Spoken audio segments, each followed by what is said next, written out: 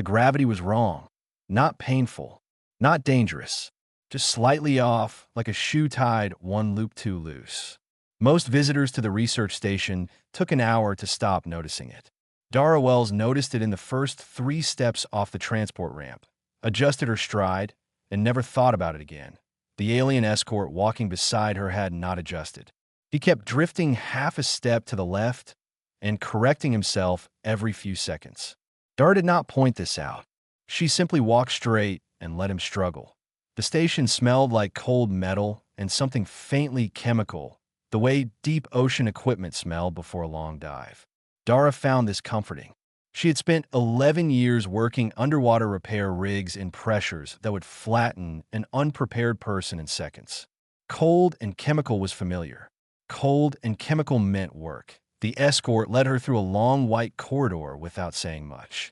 He had introduced himself at the dock as a transit officer and then gone quiet. That suited her fine. She used the walk to count doors, note the placement of pressure seals, mark where the lighting changed and where it did not. Old habit.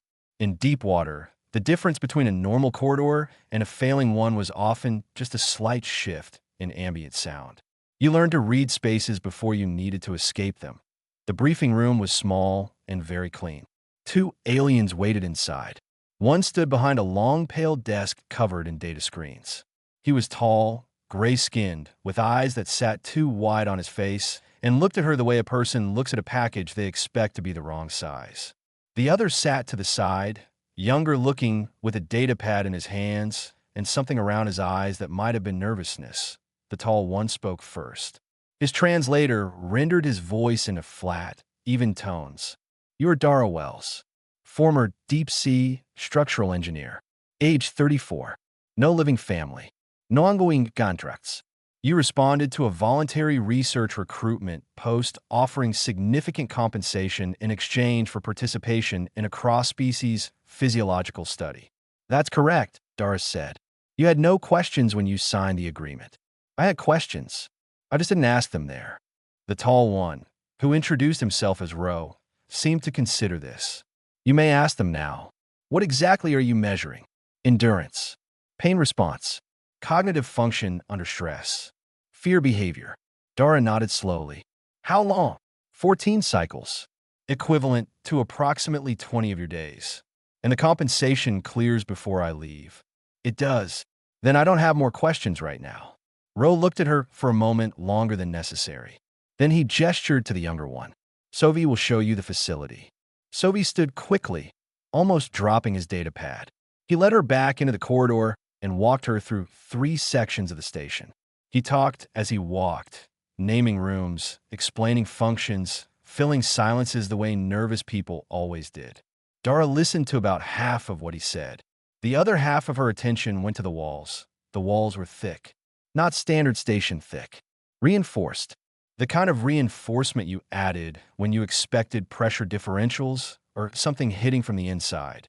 The observation panels set high on each testing room were recessed and covered with a slight film that reduced reflection, which meant they were built to be looked through without being seen. The corridor near the back of the 3rd section had a slight smell she recognized. Animal. Not strong, but present. There was something living in this station other than the researchers. She filed this away and said nothing. The room they assigned her was small but clean. A sleeping platform, a water unit, a meal dispenser already stocked with food matched to human biology. Someone had done that research ahead of time. She appreciated the practical detail, even if she didn't appreciate the reason for it. She sat on the platform after Sovi left and went through her bag. She had packed light. A change of clothes, a personal toolkit she had carried since her 2nd year underwater, a journal she wrote in by hand because screens gave her headaches on long shifts. She took out the journal and wrote 2 lines. "Station is reinforced for internal impact. Something lives in Section 3. Ro thinks I don't know what's coming." She closed the journal, put it under the platform, and lay down. Somewhere in a room full of screens, she knew they were watching her vitals. Waiting for elevated heart rate. Waiting for the restless movements of someone who couldn't sleep in a strange place because they were afraid of what the next morning held. Her heart rate dropped to 52 beats per minute. She was asleep in 8 minutes in the observation room. Rose stared at the biometric feed for a long time. Sovi stood beside him, holding his data pad, but not writing anything. Her baseline is lower than projected, Sovi said. It is within normal human range, Ro replied. Barely. Ro turned off the feed display. She signed the agreement without asking for details. She is either very trusting or very indifferent. Either way, it is the same result for our purposes. He picked up his own recording pad and spoke into it quietly. Subject arrived without incident. No signs of elevated anxiety. Baseline readings are unremarkable. Experiment proceeds as scheduled. He set the pad down and looked out at the dark corridor beyond the observation window. Down the hall, in a room she had already mapped from memory, Dara Wells slept like a woman who had nothing to worry about. R.O. found that, for reasons he could not quite name, more unsettling than any anxious pacing would have been. The testing chamber looked like it had been designed by someone who had read about discomfort but never actually felt it. Everything was white. The floor, the walls, the ceiling, the single chair bolted to the center of the room. There were no sharp edges anywhere. No visible equipment. Just clean surfaces and a faint hum that Dara felt more in her teeth than her ears. She walked in, looked around once, and sat down in the chair without being asked. Ro's voice came through a speaker above her. We will begin with auditory calibration. The hum shifted. It climbed in frequency until it sat at a pitch that most species found deeply unpleasant. The kind of sound that made you feel like your skull was slightly the wrong size. Sovi was watching the biometric feed from behind the observation panel. He had his pen ready. Dara tilted her head to one side. Is the calibration off? She asked. There's a harmonic in the upper range that feels uneven. Sovi put the pen down. R.O. adjusted the frequency. Dara tilted her head back to center.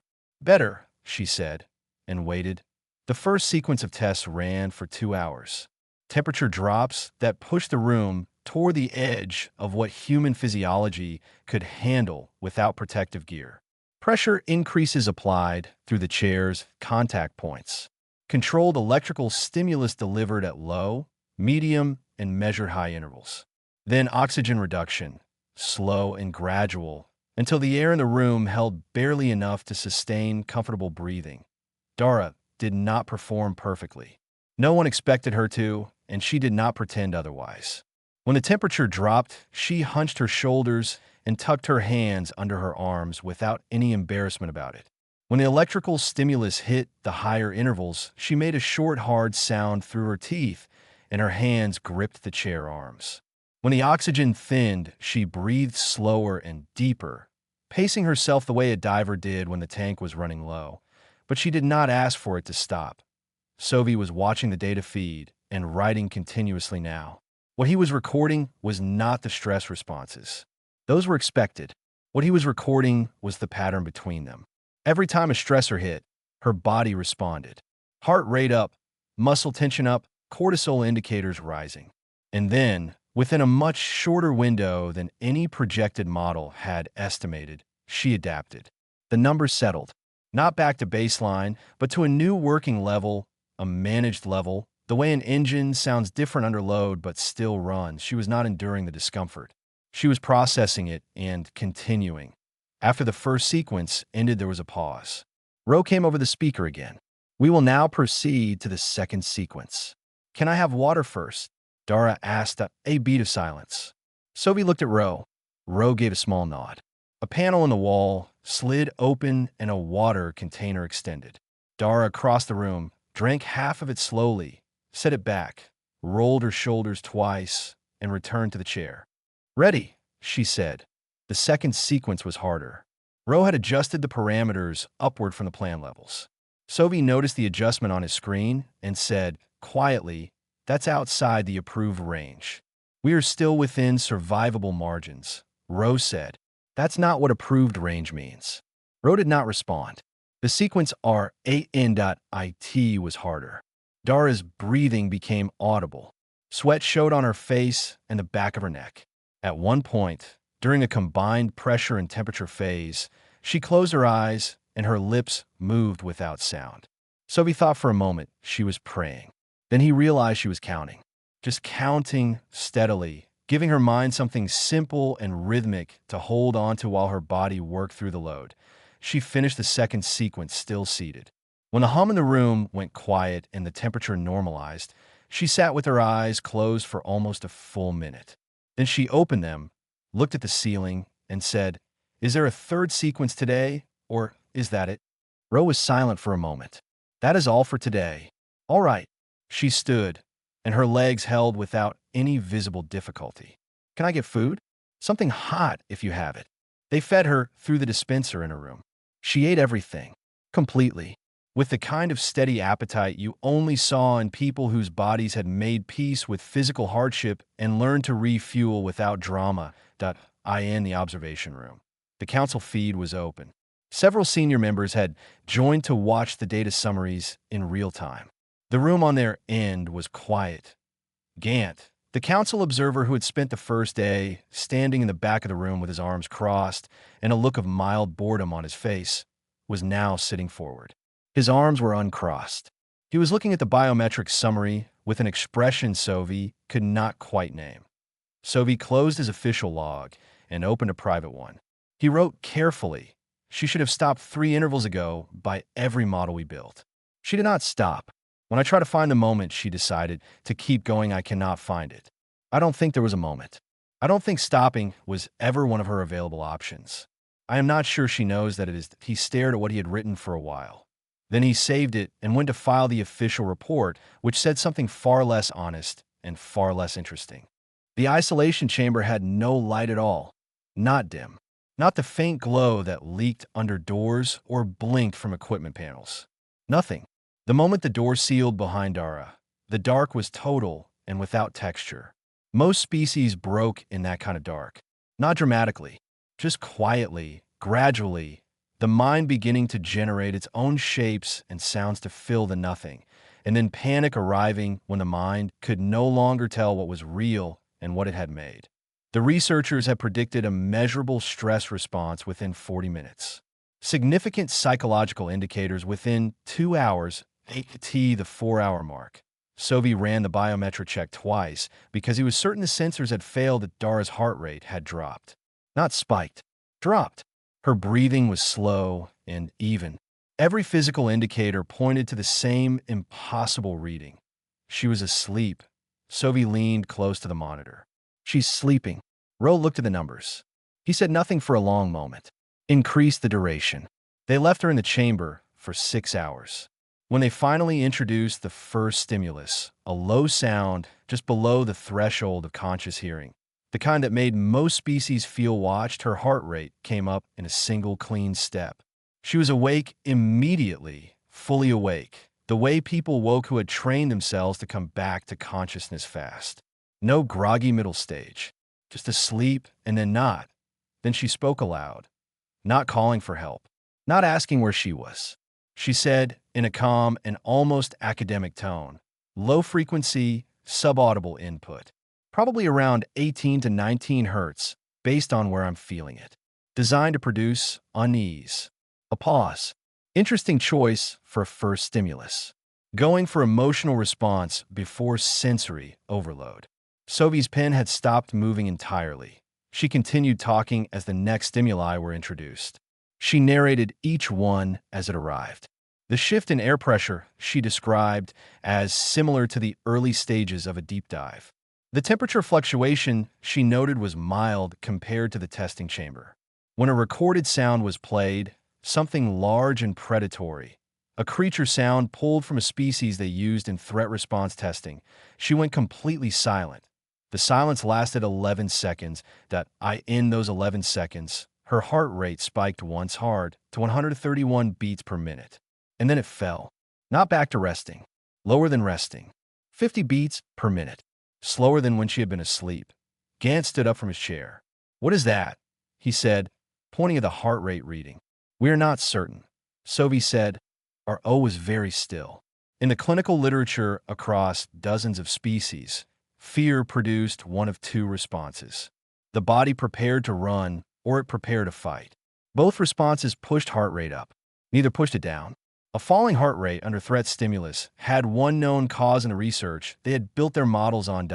IT meant the subject was not afraid. IT meant the subject was focusing. Dara's voice came back after the 11 seconds. Quiet. Level. That was a predator call. Live recording, not synthetic. The resonance is too complex to fake. Something that hunts by sound probably, based on the frequency range. Another pause. You have one on the station, don't you? No one in the observation room moved. She did not ask it as a frightened question. She asked it the way you asked about a tool someone had left on a table. Noting it. Filing IT. RO cut the audio feed to the chamber and looked at Sovi. She has been analyzing the stimuli. Yes, Sovi said. From inside the chamber. In complete darkness. With no reference material. Yes. Ro turned back to the feed. On the biometric screen, Dara's heart rate had returned to a steady 60. On the audio monitor, now cut from speakers but still recording, she had resumed narrating in the dark, her voice low and even and entirely calm. Gant moved to stand beside Ro. The senior council observer, who had spent 2 days looking bored and dismissive, was now watching the chamber feed with the concentrated attention of someone who had just realized the thing in front of them was not what they had been told it was. How is she doing that? Gant asked. She has spent years working in total sensory restriction, Sovi said, surprising himself by speaking without being asked. Deep ocean environments. No light. High pressure. Communication delays. She would have learned to function without external input, to use her own mind as a stable reference point instead of relying on environment. Gant looked at the screen. She's not experiencing isolation, he said slowly. She's just in a quiet room. For her, yes, Sovi said. Essentially, yes. Ro opened the chamber door early. He had seen enough of this phase. Dara walked out without squinting, her eyes adjusting fast, and looked at the researchers with an expression that was not hostile, but was very clear. The expression of someone who had been in the room with you the whole time and was waiting to see if you knew it yet. What's next? She asked. RO picked up his recording pad and spoke into it without looking at her. Isolation phase complete. Subject exhibited no measurable psychological deterioration. He stopped. Started again. Subject exhibited no measurable psychological deterioration and demonstrated active analytical behavior throughout the duration. He stopped again. He stood there for a moment with the pad in his hand and nothing else to add. Gant, from behind him, said quietly to no one in particular, "What is she doing in there?" The question had no answer yet, but all three of them already knew the answer was going to be a problem. The arena floor was larger than the other rooms, wide enough that the far wall sat at the edge of clear visibility. The ceiling was high. The lighting was steady and even, no shadows, no corners where something could hide. It was the most open space Dara had been given since arriving on the station, and she spent exactly 4 seconds looking it over before she walked to the center and stood still. The researchers had used the arena for 7 prior cross-species tests. The protocol was consistent. A controlled animal was released, large enough to alarm, aggressive enough to trigger a clear fear response. Every species tested had run. Some had run faster than others. One had frozen completely. All of them had moved away from the animal and toward the walls, driven by the basic instruction every living thing received from its body when something bigger came toward it. The animal was called a Vorn. It came from a heavy gravity world and was built low and wide, with a broad flat head and a mouth that opened sideways rather than top to bottom. It was not venomous. It could not kill a human through anything but sustained physical force. But it was large, fast in short bursts, and it made a sound when threatened that triggered stress responses in virtually every tested species regardless of whether they had ever encountered one before. Something about the frequency hit an old part of the brain that simply said, "Wrong. Get away." The door on the far side of the arena opened. The Vorn came through fast and low, the way it always did, expecting to find something already moving away from it. Its head swung side to side, reading the space, finding the target that IT found Dara standing in the center of the room. She had not moved. The Vorn stopped. This was unusual. Prey moved, and the Vorn followed. That was the shape of the interaction, and every prior test had confirmed it within the first 5 seconds. The animal stood at the far end of the arena and made its sound. The sound filled the room. Sovi, watching from the observation panel above, felt it in his chest, even through the reinforced glass. The biometric feed showed Dara's heart rate jump sharply. She heard it. She felt it. Her body knew exactly what the signal meant. She did not move away. She made a sound back. Not a scream. Not a wordless shout. Something low and steady and rhythmic, almost like humming, but with more intention behind it, repeated at regular intervals. Her hands stayed open at her sides. Her weight was balanced. She was not posturing. She was not trying to look larger. She was simply standing in the center of the room, making a consistent and deliberate noise. The Vorn turned its head sideways and looked at her with one EY. T took one step forward. She did not step back. She changed her sound, slightly lower, slightly slower, and took one breath visible enough to be seen from the observation panel above. The Vorn stopped again. O was standing. He had not decided to stand. He had simply found himself standing without remembering the moment he left his chair. Gant was beside him at the glass. Neither of them spoke. Dara took one step toward the Vorn. The Vorn stepped back. What happened over the next 30 minutes defied every model the researchers had constructed for this phase of the experiment. Dara did not fight the animal. She did not run from it. She moved through the arena in slow, deliberate patterns, always calm, always making her low, rhythmic sound when the animal became agitated, always stopping when it stopped, always angling her position in relation to it with the quiet patience of someone who had all the time available and no particular concern about how long this would take. The Vorn had never behaved this way in a test. It circled. It threatened. It made it sound twice more.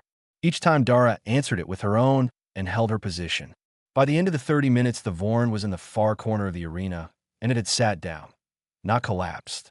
Not cornered in panic. Sat down, the way an animal sat when it had decided the thing across from it was not prey, and was not a threat, and was therefore not worth the energy of continued engagement. Dara watched it for a moment. Then she turned and looked directly at the primary observation camera mounted high on the arena wall. She looked at it with the same steady expression she had worn since she arrived. Not triumphant, not afraid, just present.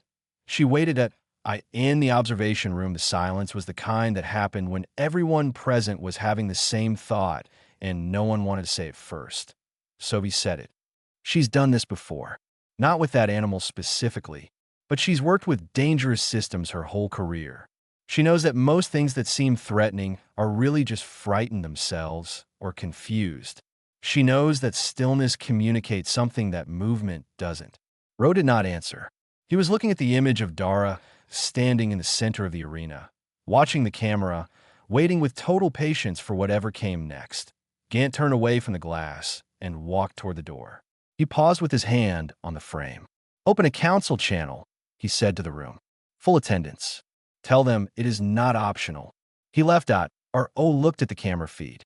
Dara had not moved. She was still waiting. She had all the time in the world, and she knew it, and she was comfortable with it in a way that made Ro feel, for the first time in this experiment, that he was not the one running it, that he picked up his recording pad. He put it back down, that he had no idea what to record. The briefing room felt smaller than it had on the first day. Dara sat across from Ro and Sovi, and the table between them, which had seemed like a professional distance before, now felt thin. Like the difference between standing on solid ground and standing on ice. Both looked the same until the moment they weren't. Ro had called it a rest period. Dara had not said anything about that. She had washed her face, changed her shirt, and walked to the briefing room the same way she walked everywhere on the station, without hurry, without tension, reading the corridor as she passed through it the way she always did. She sat down and looked at Sovi first. Then our O folded his hands on the table. "You have completed 3 major phases. The council is reviewing the data. We would like to discuss your experience so far before proceeding to the final phase." "All right," Dara said. "Have you found the testing conditions significantly outside your prior experience?" She considered this honestly. The isolation chamber was easier than I expected. The physical testing was harder in the middle section. The arena was interesting. Ro made a note. Interesting. The Vorn was frightened, she said. Not aggressive. It was using aggression as a way of managing fear. Once I showed it I wasn't going to chase it or run from it, there was nothing left for it to be aggressive about. Sovi was writing. His pen moved faster than usual. Ro looked at his folded hands for a moment. Then he said the final phase involves other individuals. The room was quiet. Dara looked at him steadily. I know. The quiet stretched. Sovi's pen stopped. Ro looked up. You were not told this. No, she agreed. Then how? There are 2 human security personnel on this station, Dara said, and her voice was the same as it always was, level and without heat. They arrived 3 days before I did based on the wear pattern near the secondary airlock. I've seen them twice in the side corridors. Both times they looked away from me quickly, which means they were told not to interact. The staging near the east corridor changed yesterday. The blast door at the end of that section was sealed when I arrived, and it's been unsealed since this morning. She paused. And the Vorn's enclosure is in that section. I could hear it through the wall during my second walk-through with Sovi. Sovi set his pen flat on the table. Ro said nothing. Dara continued. The final test is going to put those 2 people in a situation that looks dangerous. You want to see what I do. Whether I help people I don't know in an environment I don't trust. She looked at Ro directly. You built the whole experiment around proving that humans act in self-interest under pressure. Ro's expression did not change, but something behind it shifted, the way a structure shifted when one of its support assumptions was quietly removed. That was part of the hypothesis, he said carefully. It's a main one, Dara said. Everything else you tested was setup. Endurance, isolation, fear response. You were building a profile. Trying to establish that under enough pressure, human behavior becomes predictable in the way you expected. Self-preservation over cooperation. She looked at the table for a moment, then back at him. You've been doing this experiment in the wrong order. Ro blinked. Explain. You should have tested group behavior first. Before I understood the station. Before I had any comfort here. That was your best window. Now I know the layout. I've read the environment. I've had time to think. If I help those people now, it won't be panic or instinct. It'll be a choice. She paused. I'm not sure that gives you the data you wanted. Sovi looked at Ro. Ro looked at the table in the corridor outside, pressed close to the wall and not breathing much. Gant had stopped walking 30 seconds into this conversation. He stood very still, listening to a human subject explain the experimental design back to the lead researcher with calm accuracy and no visible anger about any of it. Dar spoke again, quieter now. I'm not trying to break your experiment. I signed the agreement. I'll do the final phase. She looked at Sovi specifically. I just want to know what the threat looks like. Not whether it's real. Just the shape of it. So I can do it right. Sovi opened his mouth. Ro put one hand up, a stopping gesture. Dara waited. Ro sat back in his chair and looked at her for a long time. Not with the clinical assessment of the first day. With something else. The look of a person revising something they had been certain of for a very long time. The threat is a system failure, he said finally. Sealed section. Manual override required. The individuals will not be in physical danger, but they will believe they are. Dara nodded once. Which override panel? The primary or the backup? Ro blinked again. There are 2. There are 3, Dara said. I found them during the second corridor walk. The backup for the backup is behind the coolant housing in the East Junction. Most people wouldn't look there. I would. Gant, in the corridor, closed his eyes slowly. He thought about the message he had already begun composing to the full council. He thought about how he had written at the top of the draft that they would have definitive results from the final phase. He took out his communicator and deleted that line, that he didn't know yet what the final phase would produce, but he was no longer certain it would be what any of them had planned for. The alarm did not build. It simply arrived. One moment the station was quiet. The next, the east corridor lights dropped to emergency red and a steady tone pushed through every room on that level. The kind of alarm that meant a seal had failed or was about to. The kind every person who worked in pressurized environments learned to treat as a real thing every single time without waiting to confirm it first. Dara was already moving before the tone completed its first cycle. She had been in her room, sitting on the platform, writing in her journal.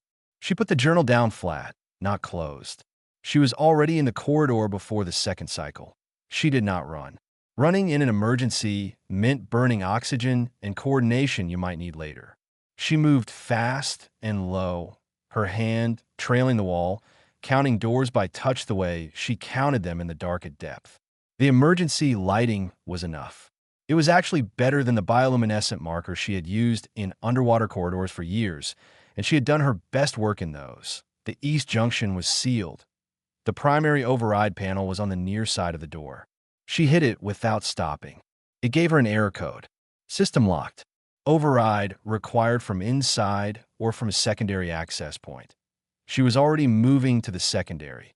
The secondary was around the corner and halfway up the wall, a small panel that was easy to miss if you were looking at eye level instead of just above it. She found it in 4 seconds, popped the cover, and found the secondary override locked as well. Different error code. Cascade failure in the door system. Behind the door, she could hear voices. 2 of them, human, controlled but tight. The voices of people who were keeping it together because they had decided to keep it together and not because they felt fine. She knew the difference well. She had used that voice herself in black water with a failing light and a suit reading errors she didn't understand yet. "I'm at the secondary," she said loudly to the door. "Is anyone hurt?" A beat. Then a voice. "No. Door sealed on us. Panel inside is dead." "I know. Stay away from the door frame." She was already moving, heading to the east junction coolant housing. The corridor curved here, and she had only passed it once, in the middle of a group tour, for less than 30 seconds. She found the housing by its sound first, a specific low vibration from the coolant cycling inside, and then by touch when she pressed her hand flat to the wall and felt it. The panel behind the housing was exactly where she had expected it to be. She pulled the housing cover. It was held by 3 clips, no tools needed, maintenance access design. She popped all 3 and found the tertiary override within, a physical switch with a yellow safety cap, the kind that existed for exactly this situation. She flipped it. Down the corridor, the door unsealed with a clean mechanical sound, a solid and reliable sound, the sound of a system doing what it was built to do. She walked back to the door as it opened. The 2 security personnel stepped out. One of them, a tall woman with close-cut hair, looked at her with an expression that moved through surprise and arrived at something more complicated. "How did you know about the tertiary panel?" the woman asked. "I looked for it," Doris said simply. "Are you both all right?" "Yes." "Good." The emergency lights stopped. The corridor returned to its normal steady white. Somewhere above them, behind the observation glass, she could not see. She knew that screens were full of data, that pens were moving and voices were talking, and someone was probably already composing a summary for the council. She did not look up. There was no reason to. She turned to go back to her room. Footsteps behind her. Rose's voice. "Dada." She stopped but did not turn right away. Then she turned. R.O. was standing in the corridor with his recording pad in his hand. He was not holding it the way he usually did, raised and ready. He was holding it at his side like he had picked it up from habit and then forgotten what he intended to do with it. Sophie stood 2 steps behind him. "The scenario is complete," Rose said. "I know," she said. "Why did you do it?" he said. Not quite a question. More like a sentence he had been building for several days and had finally finished. Dara looked at him for a moment. She was tired. Not broken, not defeated, just the clean and honest tired of a person who had done a hard thing and was ready to sit down. "Because they were there and they needed help," she said. "That's the whole reason." Ro looked at her. He had a species-wide body of research behind him. Decades of cross-species behavioral data. Physiological studies, psychological profiles, models built from thousands of test results. He had, before this experiment, believed those models were comprehensive. He had no follow-up question. 3 days later, in the council chamber, Gant delivered the official conclusion. The experiment was closed. The full data set would be reviewed internally. There would be no published report. That a council member asked why. Gant looked at the table for a moment. "Because we don't know how to explain what we found. We built the study to measure ceiling. We didn't find one. We found something we don't have a measurement for." No one spoke. Sophie, sitting in the back of the chamber as a note-taker with no formal voice in proceedings, opened his private log under the table, and wrote the last entry he would ever write in it. We came to find their limit. We designed careful tests. We were precise. We were thorough. What we found is that the thing driving her was not stubbornness or anger or pride. It was something quieter. She helped because it did not occur to her not to. She endured because stopping was not a category she kept available. She was not trying to impress us. She did not need us to understand her. She simply was what she was, completely, without explanation or apology. That we don't have a word for that. I checked that. I think in her language the closest one is simply human. Dara's transport left the station before the council session ended. She did not say goodbye to anyone except Sovi, who walked her to the dock and stood there not quite knowing what to say.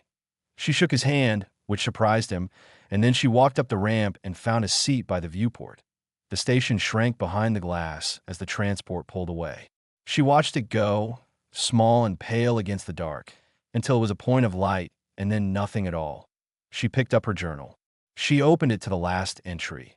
She wrote 2 words, work pending. She closed the journal, leaned her head back, and slept all the way home.